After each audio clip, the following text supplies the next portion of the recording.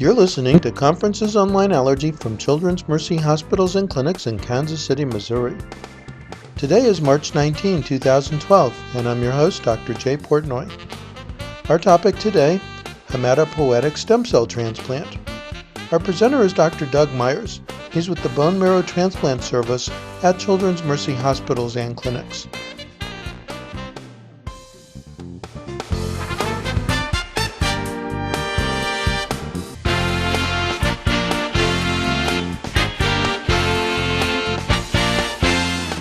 Our first presentation will be on hematopoietic stem cell transplant, and our presenter is Dr. Doug Myers. And Dr. Myers is in the bone marrow transplant unit here at our service here at Children's Mercy Hospitals and Clinics.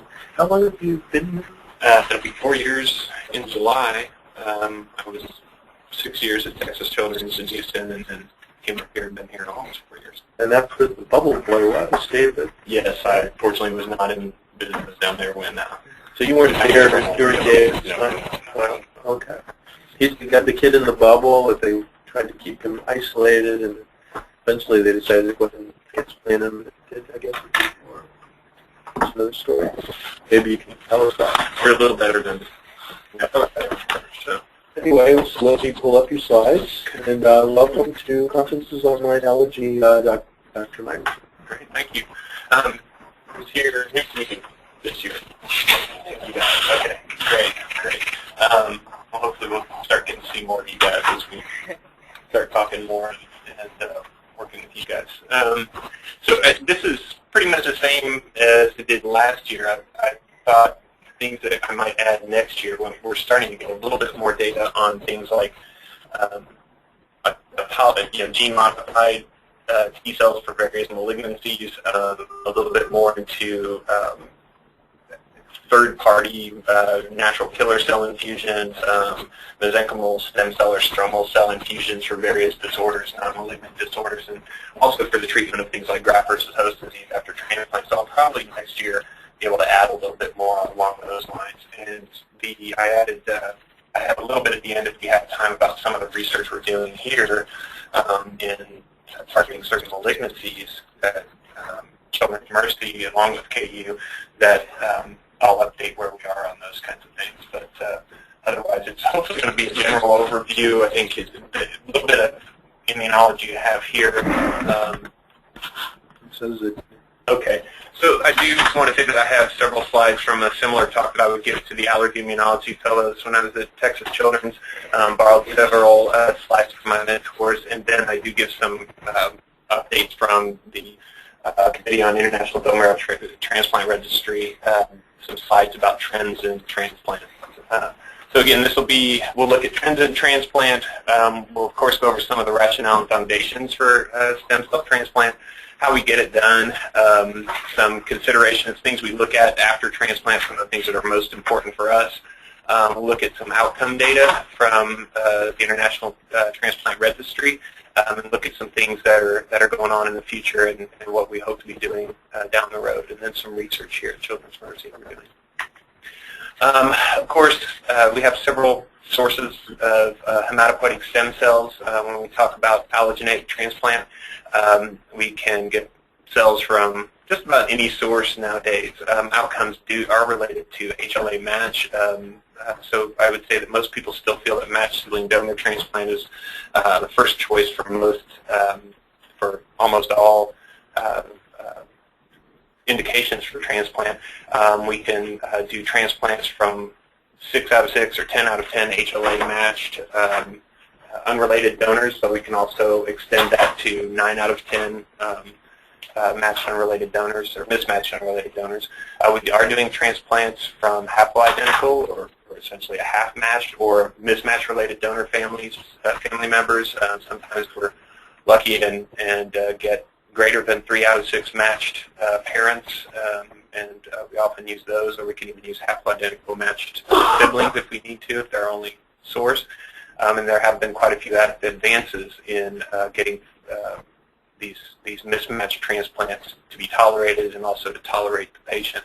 And of course, cord blood has increased significantly in usage. I'll show you some slides that talk about how much that has increased over time. Some of the rationale for transplant, autologous, of course, is not, when we use autologous stem cells, we're not really transplanting anything.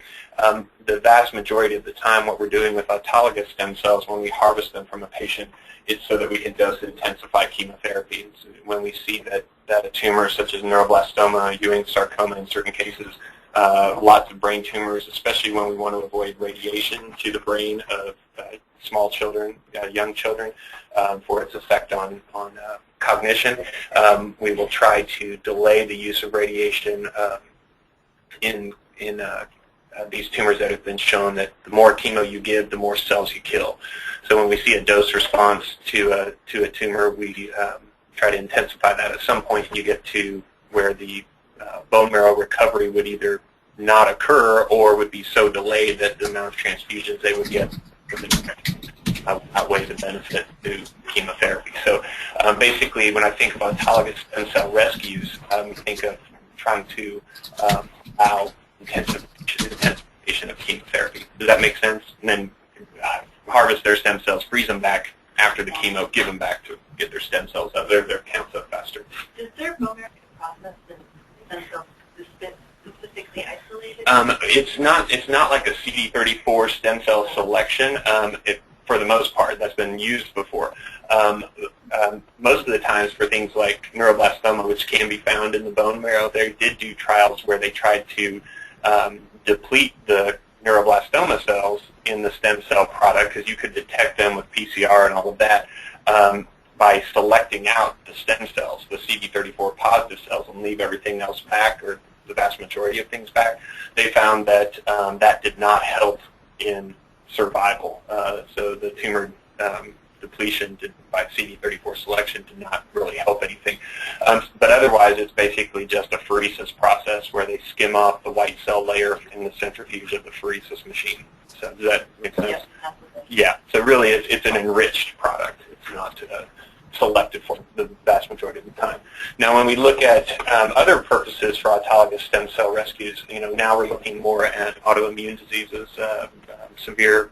We've been consulted by rheumatology for some kids with scleroderma,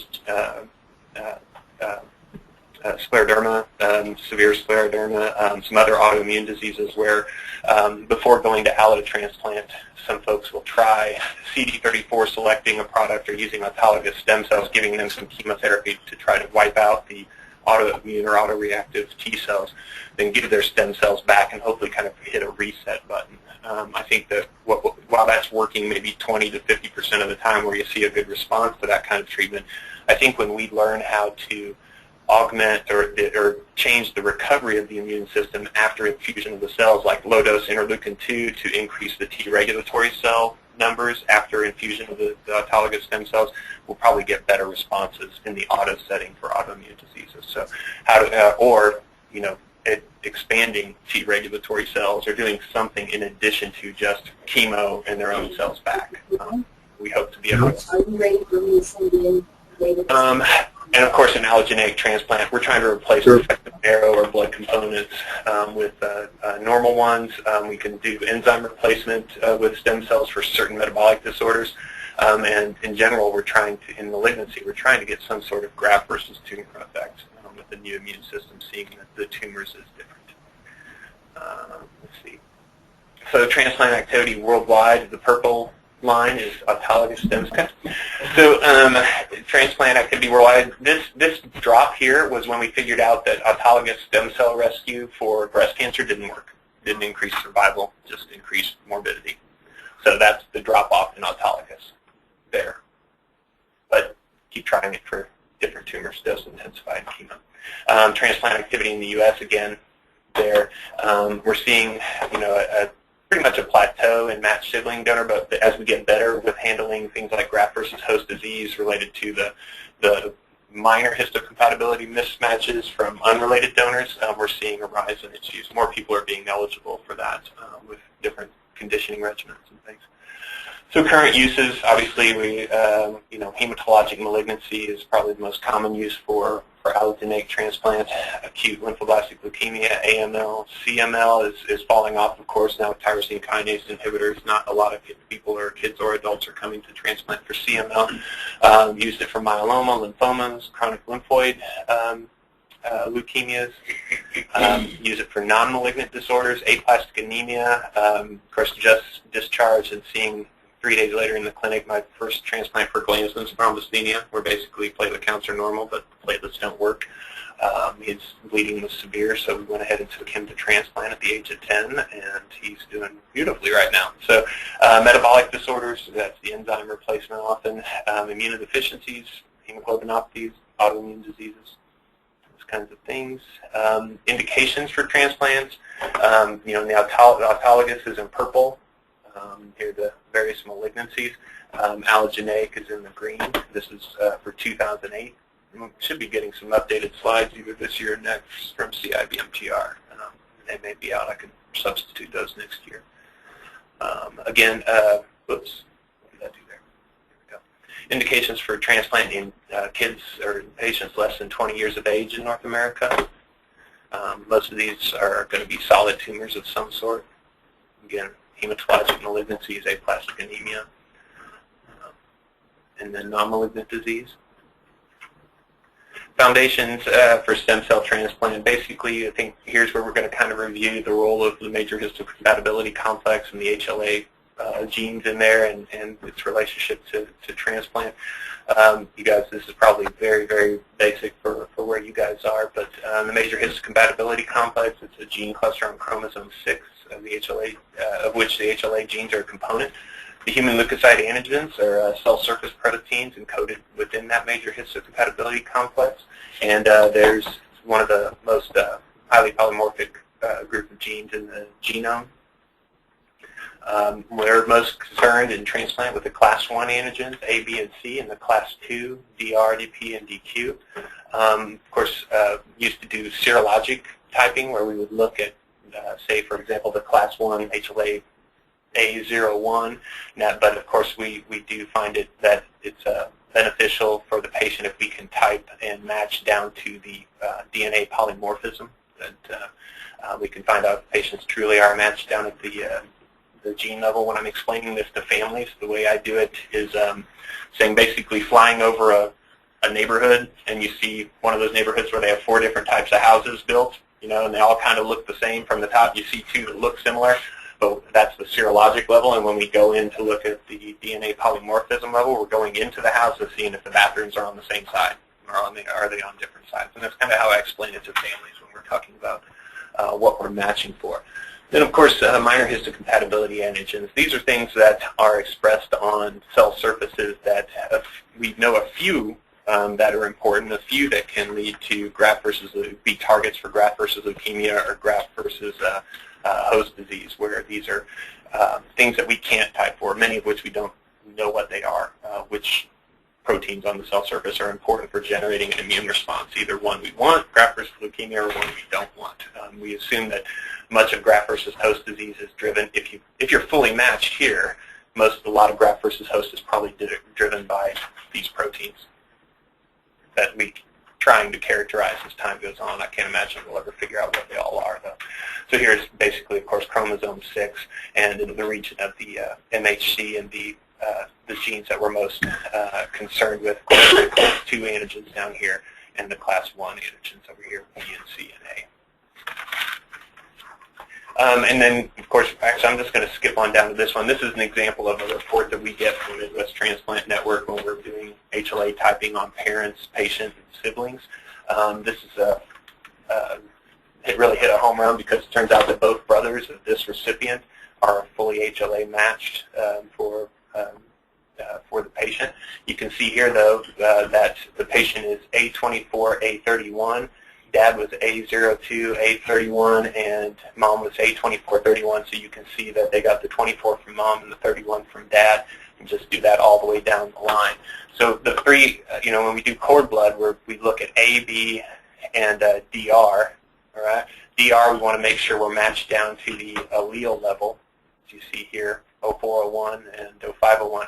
But when it comes to cord blood, most of the data on survival and GVH and all of that is based on antigen matching, or so the A24 only, and the A31 and the B27 and the B56. We don't even have the early data, and outcome data is not based on C or DP and DQ, and it's on allele level at the class 2 DR beta 1 and the antigen level at A and B.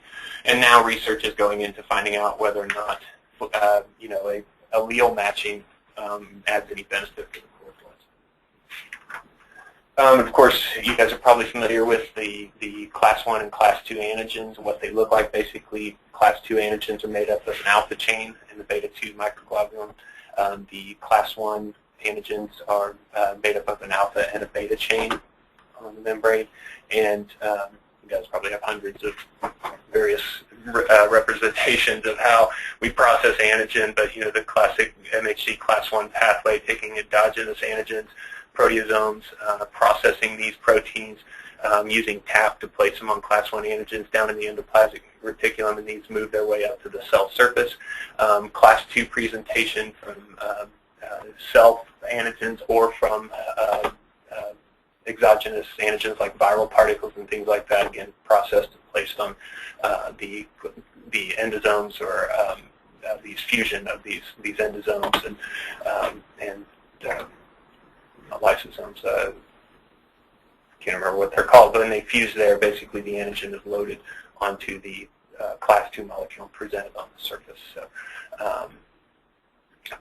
let's see what else. Alternative donor transplant. Only around when we start talking to families, with multiple siblings, so we do, of course, often hope for a matched sibling donor, but only about 30% of patients have a matched sibling donor. You might say, well, why isn't it 25%? Because the way we inherit genes from the parents. Well, it's actually, there are several conserved antigens within races, and so we actually end up having a little bit higher than 25% chance of a sibling matching. And the reason we often prefer this is because we think we have less chance, since we have, even in a matched, unrelated and a matched sibling, because we have more minor histocompatibility antigens matched in a sibling, we're less likely for the patient's immune system to see the donor immune cells or incoming marrow as different and rejecting that or causing graft failure. We think that we have less graft versus host disease in matched sibling than matched unrelated donors or other alternative forms of the transplant. We think because we often will not go to we usually have more regimen-related toxicity in the matched unrelated donor. We often are using things like ATG and more infectious. If you have a matched sibling and a matched unrelated donor, treatment or plan for AML, you're going to use busulfan and Cytoxan. For the matched SIB, you're going to use busulfan, Cytoxan, and anti-thymocyte globulin. And the reason for that is to further immune suppress the patient, but also get some graft versus host disease prevention from killing incoming lymphocytes from the donor product. So we add some immune suppression and GVH prevention for the unrelated donor versus the matched SIB, and that often causes us more viral reactivations, and we still get a little more GVHD. So in general, survival is getting closer for both. Really, there's no significant difference for several diseases now between matched SIBs and matched unrelated donors. So in alternative donor transplant, you see increased alloreactivity due to serologic rather than genotypic matching sometimes. That's from older data. But we think increased disparity in the minor histocompatibility antigen plays a big part. And we also do T-cell depletion with the anti-thymocyte globulin or CAMPATH or things like that to reduce GVHD, but it may have some effect on viral infections and increased risk of relapse. But like I was just saying, in several diseases like in CML or in ALL and CR2, and especially in aplastic anemia, we're starting to see essentially equivalent outcomes. You may have a little bit more graft versus host disease over here, but it's not significant enough to cause a decrease in overall survival. And you may actually lower relapse risk by having a few more differences in those minor histocompatibility antigens, a few more targets for the new immune system to see on the leukemia or the lymphoma we're treating. It's still as good as we are for ALL? It depends on this is old. It's just showing that outcomes are different, but we're actually a little bit better in ALL. It depends on whether it's a high-risk ALL, a standard risk, whether it's CNS relapse only. There are a few things to it. But we're seeing probably closer to 60 to 70% survival overall. Oh. Yeah. So those percentages, that's like long-term survival? Yeah. Yeah. Let's see here. This is just a demonstration from this is I think it just illustrates it that when you have low resolution typing and you have a mismatch, your risk of graft versus host disease is higher.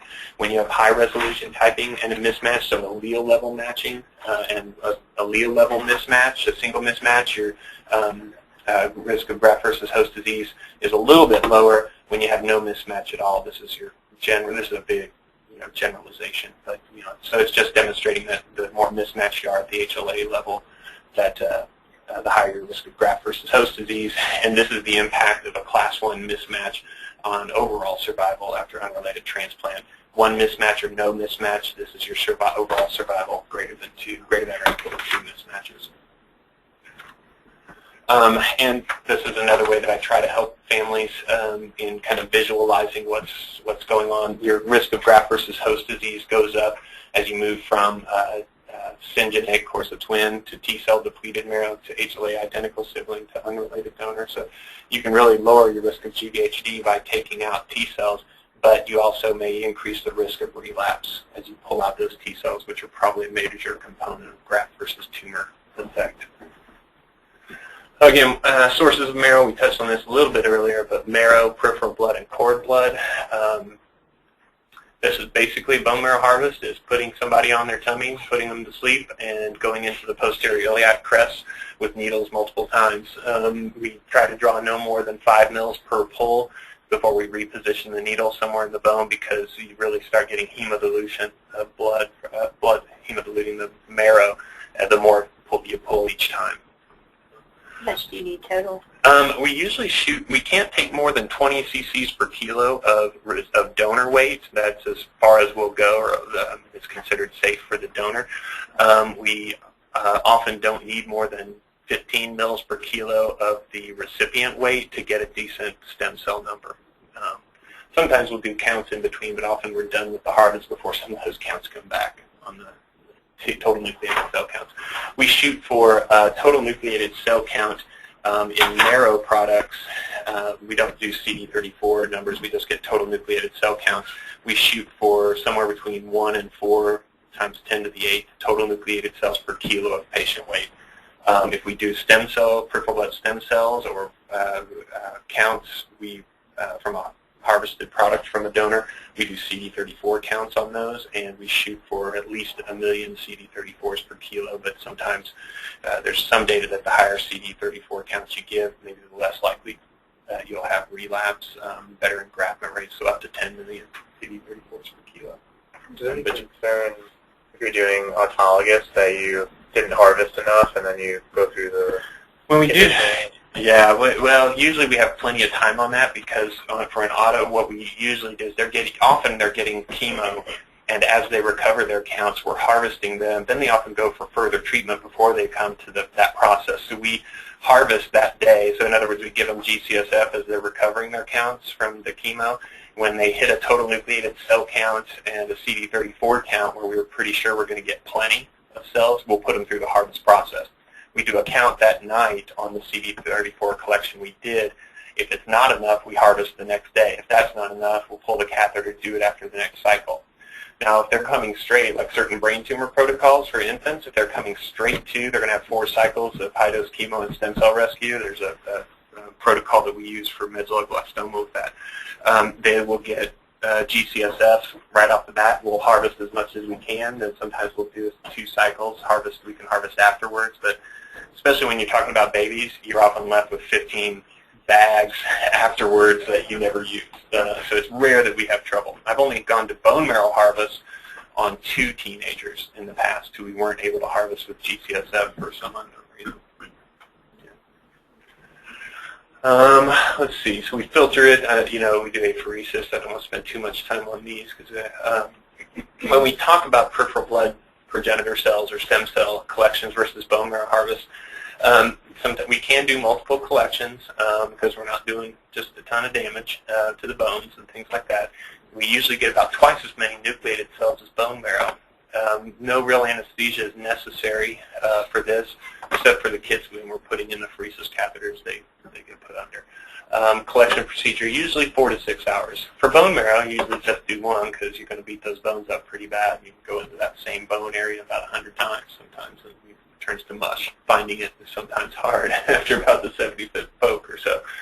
It contains more accessory cells, things like probably nursing type cells from the bone marrow stroma, and it's generally richer and probably more concentrated than stem cells at that point, and fewer CD34 cells or CD3 cells.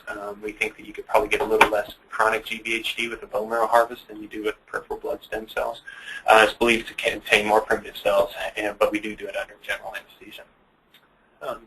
Marrow versus peripheral blood and allotransplant. With peripheral blood stem cells, you get a little bit faster engraftment. Really no acute increase in acute GVHD. In some poor risk patients, you might get a little bit better survival. But the thing that dragged it down for kids, maybe not for adults, but for kids, was that you got higher chronic GVHD, and that when we looked at children, peripheral blood stem cells versus bone marrow is a wash for adults, but overall survival and quality of life seemed to be better for bone marrow versus peripheral blood. And so we still will request bone marrow for kids, and for adults it's almost all peripheral blood stem cells. Cord blood collection, basically like it sounds, you draw it off of the cord blood, the cord. As a source, it's readily available. In other words, these are sitting in banks, and they have at least some level of typing done on them, so we can usually be from we need to transplant to starting that chemotherapy prep regimen in 2 weeks. But to find a donor who's in a SIV, we can also move pretty quickly. But in an unrelated donor who's a volunteer, often you have to work that donor up. You have to get them to come in for their confirmatory typing. You have to work them up and get all that done. Fastest I've ever done is about 4 weeks. Yes, I did a question. Yeah, go ahead. Oh, that little bubble at the bottom. Yeah, right now. Here? Yeah. I'm not sure if that's what's in it. The sound system. Okay, I get the bubble. That's the old. Sorry. Okay. No, that's right. Did I hit the X here? Yeah. Okay. Cord blood stem cells, because basically these are all naive. They may induce less GVHD. It's probably more that the T cells that are coming in with the product are naive. They've never seen anything before. And also, especially in kids, they often have a chance. There's more thymic activity, so everything coming out of the marrow and what was there before is probably less likely to cause graft versus host disease. And so it does allow us to go to 4 out of 6. You can get 4 out of 6 cord bloods, HLA matched cord bloods or mismatched cord bloods, getting similar graft versus host disease rates to fully matched unrelated donors. So and 5 out of 6 and 6 out of 6 are that much better. The problem is that obviously you have a limited amount of product. You draw that off. Now instead of things 10 to the 8th total nucleated cells, we look at 10 to the 7th total. So a full log less total nucleated cells per kilogram patient weight. When we talk about CD34 counts, instead of something times 10 to the 6th, we're often looking at something times 10 to the 5th per kilo. Yet those stem cells seem to be so ready to grow that you still get similar engraftment rates when you get a good cell dose. We are learning more about certain cell doses based on HLA match or mismatch are important. You want above, say, 5 times 10 to the 7th TNCs per kilo if you're doing a 4 out of 6 cord transplant. If you don't have that number on the cord you have in the bank, you'll often add another cord to get that total nucleated cell count up. For 5 out of 6, you'd want probably over 3. For 6 out of 6, you can often get away with 2 or 2.5 times 10 to the 7th total nucleated cells per kilo. So your HLA match we're learning now is determining what kind of cell count you're shooting for. Don't ask me about the biology of why just making more cells helps your engraftment, because there are issues with double cords.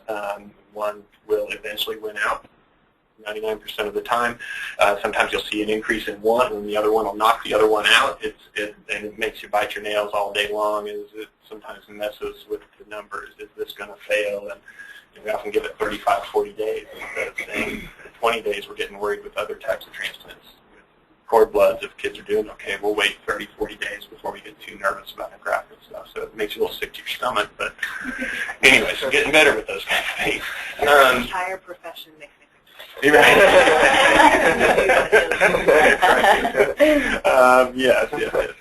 In a good way. Yeah, in a good way. Just pictures of things so that that we get to use lots of fancy equipment when we're processing these things. They go into this black hole at the processing lab and they come out the way we want them. And there are lots of ways we can process things. And so you can see that over time, between 99 and 2003 and to 2004, 2008 in kids, we're starting to see the use of more cord blood, and we're actually seeing a little bit increase in peripheral blood stem cells. Like if I have a kid with a therapy-related MDS where survival is probably 20% or so, 0 without transplant, 20 to 40% with transplant, I'll use peripheral blood stem cells trying to get some sort of graft versus leukemia type effect. And I'll also throw in decitabine, just do anything we can to try to prevent relapse based on weak data, just whatever we can do. So sometimes we do choose. I have a kid coming with mast cell leukemia as a second malignancy, which I don't think has ever been reported before. 2 years had rhabdo, and now at 14 has a secondary leukemia that's a leukemia that I don't think ever been seen under the age of 26. Very odd. And so I'm going to use peripheral blood stem cells and maybe give the kid decitabine things, hypomethylating agents to try to upregulate certain proteins to see if we can make better targets out of the leukemia cells, whatever we can do to, because there's no way the kid will ever get in remission before transplant. So it's, we play around a little bit, but anyway, so that would be a reason why I might use peripheral blood stem cells rather than bone marrow. Induce some graft versus host disease. Hopefully get some graft versus leukemia. Allogeneic transplants in patients less than 20 by donor type and graft source. So you can see unrelated cord blood increasing over time. Unrelated bone marrow, peripheral blood staying about the same total, but maybe a little increase in unrelated donors over time and a little less in related. Getting it done, so basically how do we get a transplant done? I don't know how many of you guys have had experience or not with the transplant folks, but basically we do conditioning. In certain leukemias we think it's more important than others as an anti-leukemic effect. Like with ALL, the general feeling is that your conditioning regimen should also have some sort of targeted anti-leukemia effect, because we think that maybe the graft versus leukemia effect is less. Or maybe antigen presentation on lymphocytes is less than on myeloid cells. I'm not sure I believe that anymore in the last few years, but that's the thought. In other types of diseases, it's simply for immune suppression so that you don't get rejection. Certain conditioning regimens are thought to be more myeloablative or myelotoxic, hitting cells, killing cells versus an ablation of a marrow space. And some are designed to immune suppress the patient, maybe more antibody involved, lower doses of chemo, lower dose radiation. It depends on what you're treating. Then, of course, there's the stem cell infusion. You process cells based on your donor source, your protocol, whatever you got going on. You can be HLA matched, but ABO mismatched. Those are different genes, different chromosomes. So you sometimes have to reduce red cells so that you don't get a hemolytic. You're basically giving a mismatched transfusion. First transplant I did here was a major incompatibility. It took me 12 hours to get the cells in and 2 doses of epi for anaphylaxis. So not very fun, but you can get it done by taking out red cells on the processing portion. There's the neutropenic phase while we're waiting for new white blood cells to come in. Engraftment usually occurs white cells, red cells, platelets. Once we have engraftment, we start watching for all the problems we can cause with transplant. Infections, graft versus host disease, organ toxicity, things like that. Basically, we sometimes are trying to ablate the host immune system to ensure engraftment. Eradicate malignancy sometimes is a part of our conditioning regimen, but we do want to minimize toxicity if we can. And we do use a lot of different things when it comes to the conditioning regimen. We like the fact that there's not just a whole lot of data. I mean, there's some backbones, but people will throw in different things, and we like to keep it confusing and mysterious to folks in other areas of the hospital so that it looks like we are pretty smart, but a lot of times we're just kind of adding things in on protocols. Here's some examples of myeloablative regimens like busulfan, Cytoxan, full-dose busulfan, full-dose Cytoxan, or Cytoxan TBI, total body irradiation, fludarabine TBI Cytoxan, Cytoxan TBI Thiotepa, Apheresis, Cytoxin, TBI, etoposide. I mean, there's backbones of Cy-TBI and Bu-Cy, and some people will add on stuff from there. Then you start reducing the intensity or the toxicity of the chemo, but still maintaining a lot of immune suppression. When you're starting adding in antibodies that specifically target immune cells that we don't think bind to liver, lung, anything else. We're trying to target the immune system, but they may not have as much effect on the malignancy itself. And then we can get down to some really minimal toxicity or minimal intensity regimens. So the lowest intensity regimen I ever used was something MAFIA, which stood for monoclonal antibody for inherited aplastic anemias. In other words, basically it was using a CD45 antibody, a CD52 antibody, and fludarabine in patients with Fanconi anemia or other inherited immune deficiencies or bone marrow failure syndromes, because we thought we could really probably get away with reducing the toxicity for these folks with DNA or chromosomal breakage syndromes or immune deficiencies that didn't need much and could still get a graft in. So minimize the toxicity but still get the graft to grow and not be rejected. So this is just an example of how we give it. This is stuff from Texas Children's that we really haven't used in a while.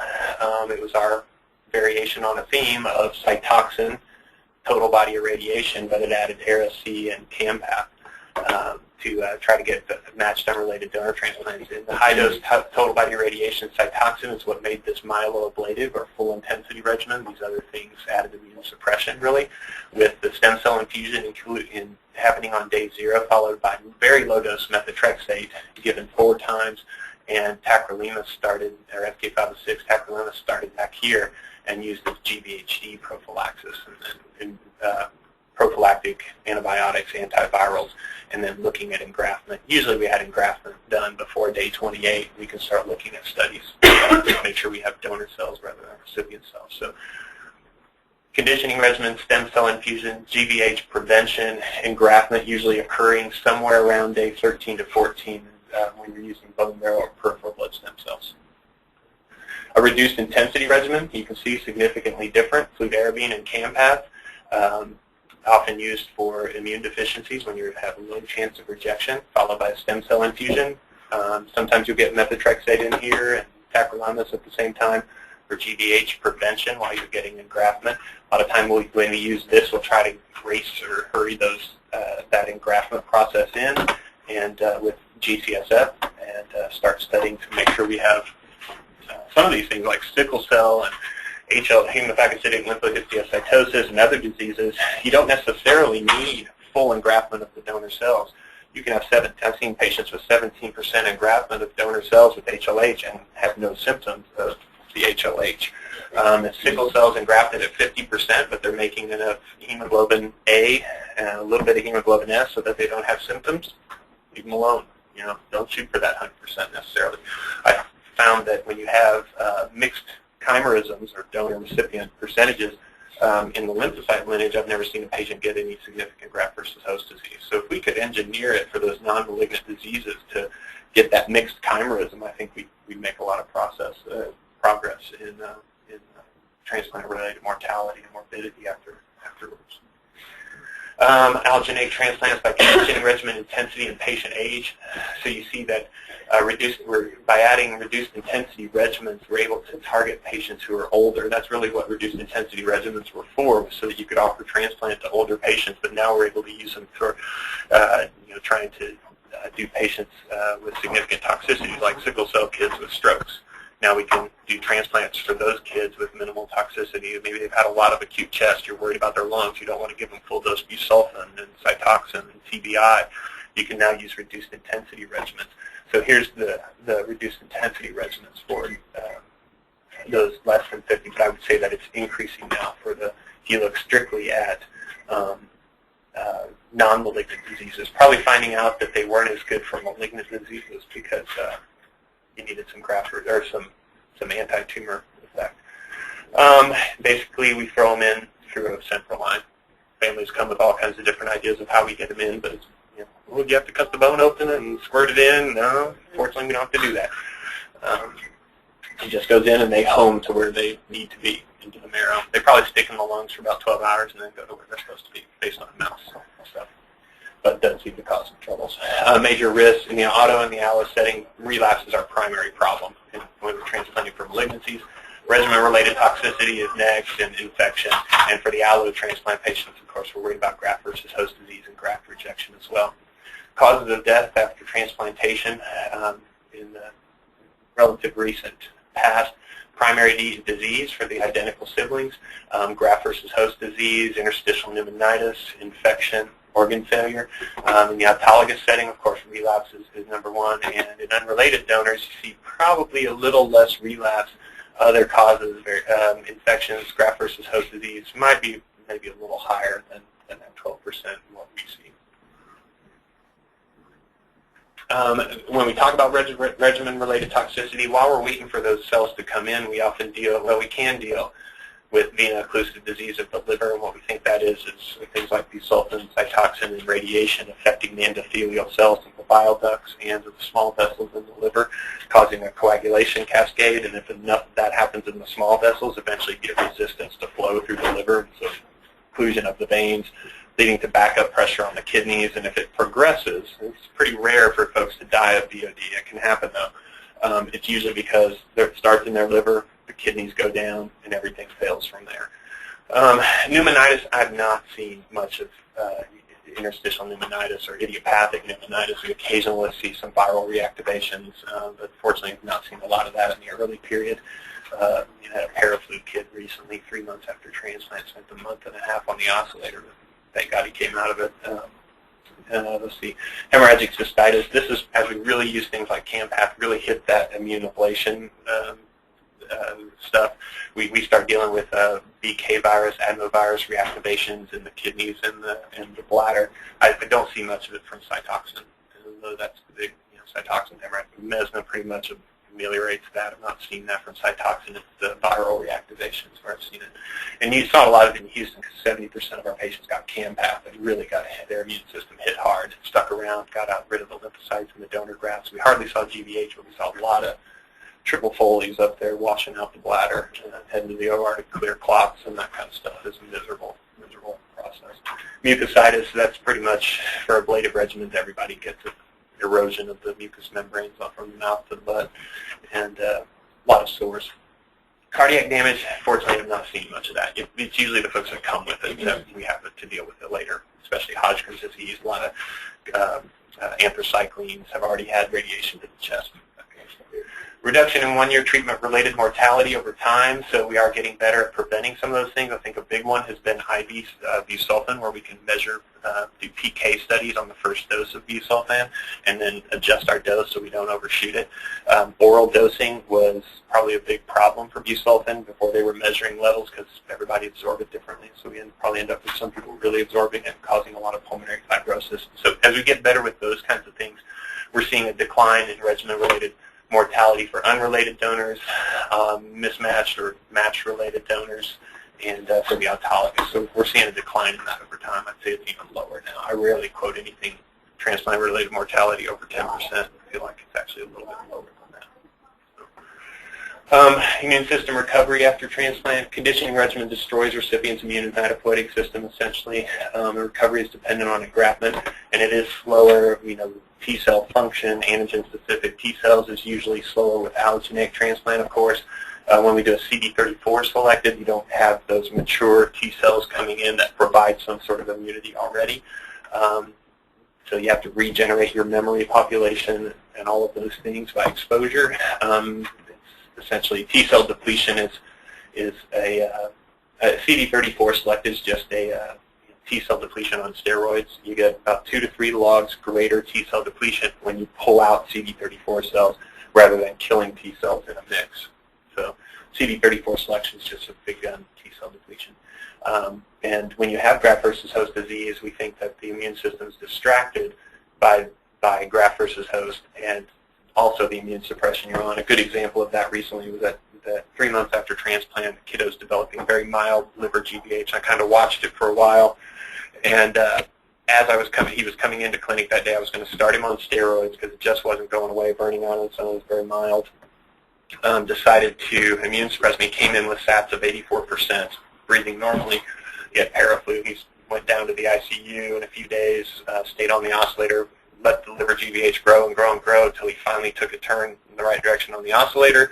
Started him on immune suppression. Fortunately, the paraflu stayed away, but his liver blew up. I think what happened was, if I had started him on steroids the week before, I would have blamed the paraflu reactivating, getting so bad on the steroids. But I think it was the fact that he had had an adenovirus infection, a rhinovirus, all that had cleared, and he had active GVH. I think it was more of a distraction is why the paraflu got down into the lower respiratory tract. Now, it may have happened had he been totally fine, but I've never seen a kid really move down to the lower respiratory tract. Most of it stays up here. Could have happened, but so I do think just with GVHD alone, immune suppresses patients. At least that's the thought.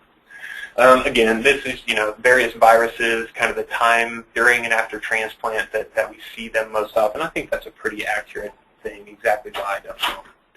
But opportunistic infections, pre-engraftment, while their neutrophils are down, we've watched very closely for things like strep and all that invading around the teeth from where the sores are.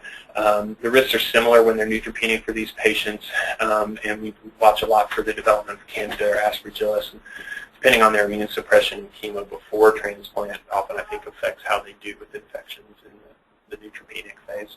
How much chemo and how many times did their counts drop during their chemotherapy for their cancer. In the post-engraftment period, they have impaired cell-mediated and humoral immunity. It's pretty much more of a problem for the allo recipients, so we get a lot more viral stuff going on in some of the things like pneumocystis and all. Reducing viral infections, we evaluate. We don't take patients with transplant if they have a cold at the time. We try to find out what virus it is, but we'll often delay transplant if they come in with a runny nose on the day of admission. We'll hold it off a week. And see how they're doing. We try to prevent certain infections or treat them preemptively, meaning when the virus shows up, we start them early. And we sometimes will try to reconstitute viral immunity afterwards in certain protocols. We're not universal in this, but in Houston we did a lot of growing of viral-specific T cells from donors and then infusing them after the transplant to treat or prevent viral infections. Let's see, risk specific to allotransplant, complications of alloreactive rejection, graft versus host disease. We talked a little bit about that. We're focusing a lot on the adaptive immune system in transplant because we can reconstitute the innate immune system pretty quickly. And the formation of problems, I like transplant because it's kind of like NICU. Once you learn about 4 different problems, you're pretty much set. You may never get a handle on them, but at least you don't have to worry about too much more than that. And dumb it down for us. We worry about graft versus host disease, graft rejection, relapse, infection, but we're relying on a new immune system to eradicate malignancy. In some of these cases, I tell families we're walking the line between letting the immune system do what we want it to do, fight infection, fight cancer, and keeping it from hurting them, and allowing it to reconstitute and keeping it from getting a little bit overactive and hitting them. And that's a fine line to walk. We don't control a lot of it, unfortunately. Let's see. Tolerance, of course, you guys probably know more about generating tolerance. There's central tolerance generated in the thymus. I think we rely a lot on that. That's why we see less graft versus host disease, I believe, in the younger they are. Why GVH is probably worse in the adults. And of course, peripherally, we're looking at T regulatory cells, trying to understand better if they're, antigen-specific T regulatory cells, or how do they work. They seem to be an important population. We're learning a little bit more about how to manipulate them, I think. Their effect on effector T cells, probably as part of tolerances, helper T cells and on CTLs. They probably have an effect on B cells too. I think we're starting to think maybe there are some B regulatory cells as well, but it's hard to keep up on all that. Prerequisites for graft versus host disease. I'm just going to skip that because they're kind of obvious. Graft versus host disease, consequence of alloreactivity between donor and recipient. It's immune-competent cells from the donor recognizing alloantigen against mismatched MHCs or minor histocompatibility antigens we talked about earlier. GVHD is an immune reaction of the donor immune system against tissue and organs of the recipient. Acute, we call it less than 100 days, and it usually affects skin, liver, and gut. We treat it steroids. If they don't respond to steroids, then their prognosis is not so good. If they respond to steroids, then the prognosis for it resolving and going away is better. Usually chronic occurs after 100 days. You can see a little bit of this type later on, and you can see a little bit of the more autoimmune rheumatoid arthritis, scleroderma stuff earlier than 100 days, but it's pretty unusual. Often see it setting in somewhere between 9 months and 2 or 3 years afterwards. You have to watch for those kind of autoimmune type diseases, and anti-thyroid antibodies being generated, diabetes, all that kind of stuff you would consider kind of a chronic graft versus host disease problem. See what else. These, I think, we've talked enough about, T-cell activation. I think you guys understand it pretty well. Presentation in a T-cell receptor to a T-cell receptor by the self-antigens via the major histocompatibility complex, along with co-stimulation, as a way we activate T-cells, and we think that minor histocompatibility antigens presented there, those disparities cause acute GVHD, and we've identified a few of them, but we have a lot more to learn about it. Let's see, and then what we think is going on, we think that maybe even natural killer cells from the donor can come in and certain conditions, when you have tissue damage, cause graft versus host disease as well, but we don't know if there are other cells involved either. Let's see. So basically activate T cells by alloantigen. They expand, they start releasing cytokines, and they recruit other immune system effectors to the site causing tissue damage. In acute, we target 3 different organs. Really don't see much outside of that. Here's a few pictures of a maculopapular rash that often begins to become confluent. Starts as a few of these, and then it becomes confluent as they move together. Often nice rosy cheeks and face. GVHD is hard to see. The gut is hard to see from the outside, but when you biopsy, and this would be on autopsy, but when you biopsy, you can see a lot of lymphocyte infiltration, a lot of apoptosis, those kinds of things going on. Treating GVHD is better when you prevent it, but once it happens and you need to treat it, steroids, anti-T-cell antibodies, Teclistamab really don't use very much. Infliximab we're using more frequently, especially when we think it's happening in the lungs and pneumonitis. We can't find an infection, but it also seems to help with other forms of GVHD and in the gut as well. Mycophenolate, photopheresis are all ways that we try to treat GVHD. Chronic GVHD, really, I think of it more as autoimmune disease, epithelial injury, generating autoantibodies, causing fibrosis. A lot of the outcome of chronic GVHD is fibrotic injury, and so I have a feeling that there are a lot of other cells besides just T cells causing this. We used to really start targeting cytokines, anything we thought would activate fibroblasts and things like that, try to reverse those things. And I have actually seen a couple patients respond extremely well to Gleevec because of its effect on the platelet-derived, what is it, the PDGFR, anti-PDGFR effect. Basically, I've actually seen going from this type of an appearance to new hair growth and some softening of the skin in one patient, and increased range of motion in extremities by getting the inflammatory stage under control with things like steroids, infliximab, rituximab, that kind of stuff, getting some of those effector cells down, and then reversing some of these fibrotic changes with Gleevec. In general, do kids ever come off treatment with the chronic GVHD? The last 2 kids I've had are actually now on all immune suppressants. Really? Yeah. Yeah. So not everyone gets not usually. Most will stay on some form of immune suppression for a long time. It can be lifelong. Do they start out on like a baseline immunosuppression? A lot of times we wean them off, and then for instance, my latest patient with chronic GVH had it in the eye. So we did the start system, had been off all immune suppression, relapsed, got donor lymphocytes and cytobine and a PCP infection that I think really got them back in remission. And now 6 months after that has GVH of the eyes, which was treated simply with some topical Decadron and punctal plugs. Now it feels fine. And then it has GVH of the nails, which I'm doing topical steroids for that because she has no evidence of GVH anywhere else. And I don't want to immune suppress her if I don't have to, put her on steroids, cyclosporin, all that crap, because of those side effects, risk of infection, risk of relapse, and so treating it topically.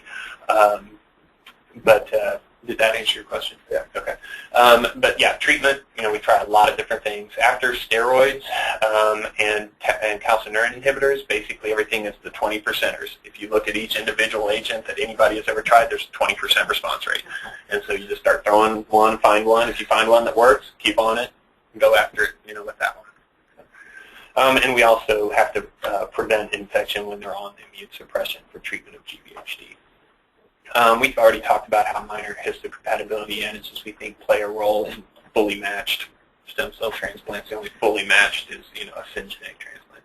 Again, this is just talking about minor histocompatibility antigens. And we try to minimize GVHD, by using matched sibling donors. Like we talked about, minor histocompatibility antigens are usually more alike than MUDs. We T-cell deplete the stem cell product. We use immune suppressants to try to prophylax. We transplant at a younger age because we think they have more thymic activity as a way of minimizing GVH. And we're going to try to alter immune reconstitution as time goes on. We had a protocol in Houston where we gave low dose 200,000 units IL-2 per meter squared sub-Q Monday, Wednesday, Friday, starting in like 7 days post-transplant to try and increase, or right after engraftment, to try to increase the T regulatory cell population. And by doing FOXP3 staining, immunostaining, we could show that we increased T regulatory cells after transplant. Now, preventing GVH and having enough patients to prove that it works, is hard, and that to do that with that kind of a study. But at least we showed we could. You'd think, but it's based on data where they were giving low-dose IL or high-dose IL-2 after transplant for AML, trying to generate a graft versus leukemia response. And what they were seeing were no effect on relapse. It was the same, but they were seeing lower GVHD, which might be counterintuitive, activating T cells. But it turns out, and we know much more about it now, that IL-2 really does increase T regulatory cell response or engraftment. So GVHD prophylaxis and treatment, we basically are targeting the calcineurin inhibitors, are targeting at this point in cell signaling from a T cell receptor down to interleukin-2 gene activation and the autostimulation of a T cell. We basically interrupt that signal there. We try to block the activation and expansion of the T cells. The steroids and methotrexate often given after transplant for prevention is trying to stop division and expansion of activated T cells that came in with the graft. Let's see. We also can do CD34 selection, T cell monoclonal antibodies, a lot of ways now we have to try to prevent it. I'm just going to skip over some of these. The problem that we have is that line we're all walking. I think this is one of the better slides I've seen showing that we really would like to see this T cell that sees this specific target. We'd like for it to find targets, or we'd like for it to find T cells that target just the leukemia for a graft versus leukemia response. The problem is that, and the reason we probably see less relapse when we have graft versus host disease, is that the same target that is killing the leukemia cell is probably found somewhere on another tissue in the body. So hopefully, you get the holy grail of graft versus leukemia without graft versus host disease, but the truth is that probably when you have GVHD against a target on a regular tissue, that if that target is shared over here, you're going to have a little bit of both. NK cells, basically, we think we're learning more and more about those. Sorry, I worked out this morning getting these cramps in my legs. Natural killer cells, we think, also have a role. We're trying natural killer cell infusions for cancer, solid tumors, leukemias, all those kinds of things, because we think when one of the tumor escape mechanisms or a viral infected cell, is to pull down MHC molecules so that T cells can't actually see them. So we think one way we treat natural killer cells get involved is when MHC is pulled off, you probably get stimulation of a natural killer cell to kill, or a loss of its inhibition. And I won't go into the details because we're essentially out of time now. But transplanting, transplant outcomes varies with indications. Disease stage is important, and patient comorbidities are important. You can see 1-year survival after myeloablative conditioning for acute leukemias in patients under 50 years of age. We can see that unrelated donor outcomes are approaching sibling donor outcomes. 100-day mortality, let's skip that one. Let's see, probability of survival after HLA matched sibling donor transplant for kids in AML. The lower risk diseases and the earlier we transplant, probably the better the outcomes are. It may not be that it's early or late or advanced. There's probably a difference in biology of the leukemia and whether it has more or fewer targets on it for the immune system to see. Allotransplant for MDS in kids back here, myelodysplastic syndrome outcomes are actually pretty good. These are probably mostly therapy-related MDS. Kids for ALL, probability of survival unrelated transplant for ALL in kids. That was matched sibling. Yeah, this is unrelated. Gives you an idea of where things are falling. For severe aplastic anemia, I would say that even for unrelated donor, we're getting 85 to 90% survival even in unrelated donor transplants for aplastic anemia now. Hodgkin's disease, allotransplant, most of these patients are heavily treated beforehand. They've gone through autologous stem cell rescues and all of that by the time they come to allo. But we can salvage some of those patients with allotransplant. Some of the survival rates are moving way up now for the immune deficiencies. I think if we get more updated numbers, they'll probably be falling in the 70 to 90% range.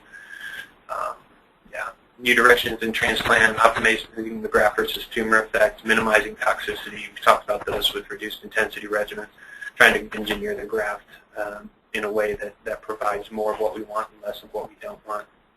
One of the guys at MD Anderson was trying to get me to pilot outpatient transplant here, which, yeah, that's baffling a little bit. So you can do it, but let's see.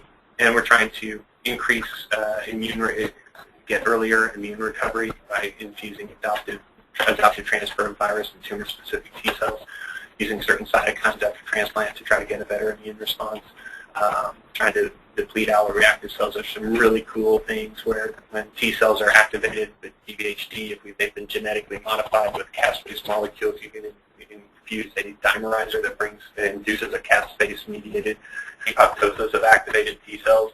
So you can engineer cells that donor lymphocytes, genetically modify them so that when you infuse them, you try to get graft versus leukemia and viral specific T cells to grow, but if you get graft versus host, infuse a dimerizer, pulls the caspase molecules that you genetically inserted into those cells together, kills the activated T cells. And then they're showing recovery of good cells with lack of recovery of GVH cells after infusing that. So some really cool stuff is going on now. We'll go through those new indications, autoimmune disorders, enzyme disorders, and I don't think we really have time, but we are actually have an open protocol for haploidentical transplant, so parent to child in advanced neuroblastoma, relapse refractory neuroblastoma, and then taking cells from the parent, growing up viral-specific T cells to treat the viruses that reactivate after a haploidentical transplant, and genetically using a retrovirus to put in a chimeric T cell receptor against GD2, and so they'll have a virus-specific receptor and a GD2-specific receptor.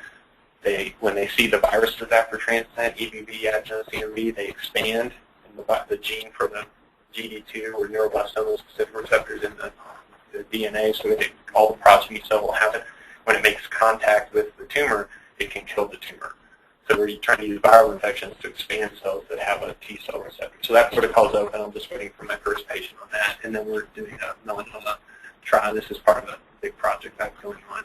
And this is the neuroblastoma one where we take a T cell receptor, give them a transplant, grow the cells, genetically modify them, insert them after the transplant, and we hopefully natural killer cells from the parent's transplant cells are killing neuroblastoma, and then GD2 is seen by the chimeric T cell receptor of the infused viral-specific cells, and they're expanded by virally infected cells in the patient.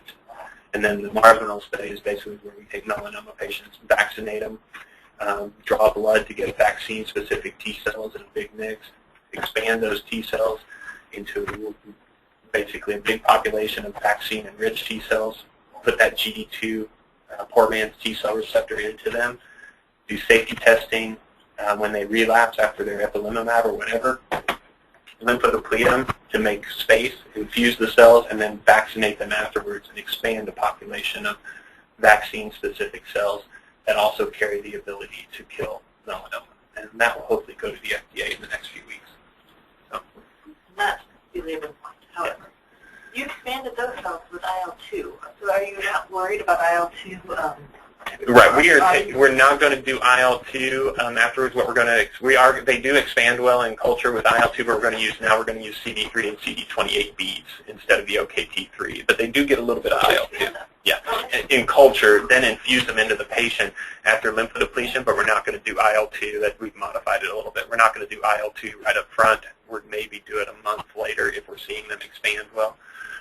But yeah, we did worry about T regulatory cell and engraftment or increases as we're trying to expand those cells in vivo with vaccines.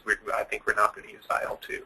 I'd love for you to present that for Steve Benedict sometime to hear his coming out, because he talks about how even normal T cells they like initially have sort of a T reg profile as they're young and new and then growing.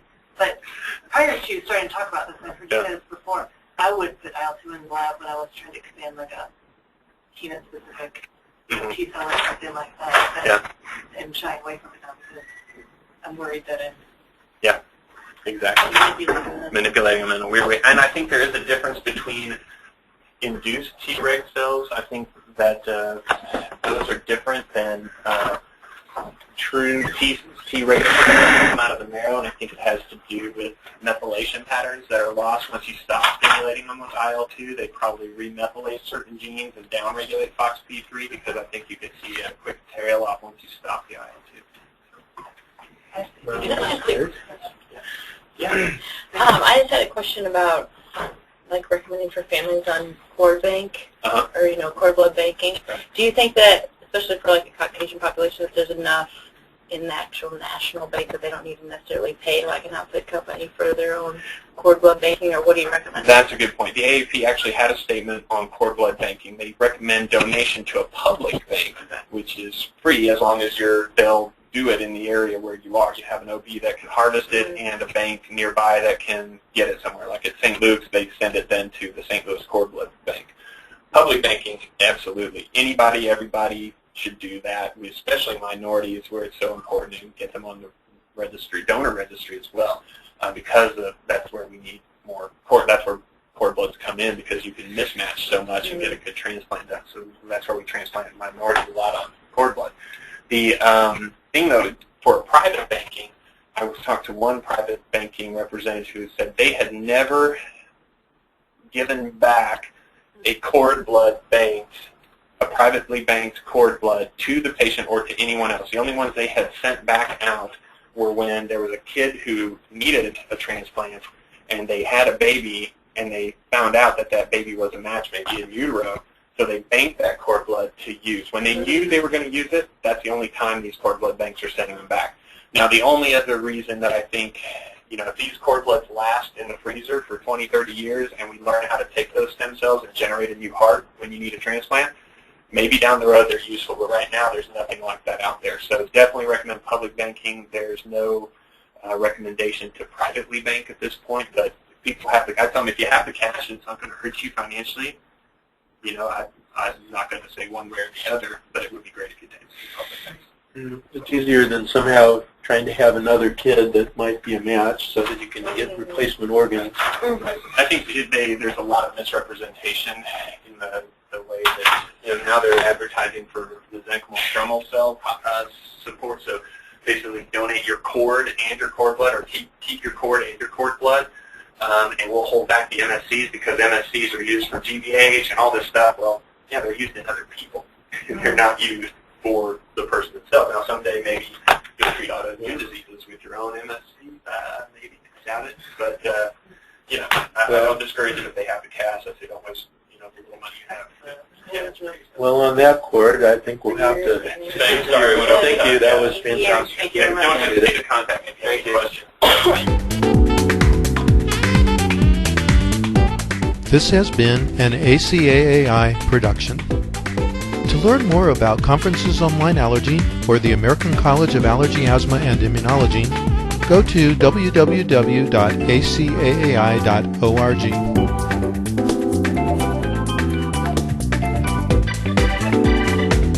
See you next time.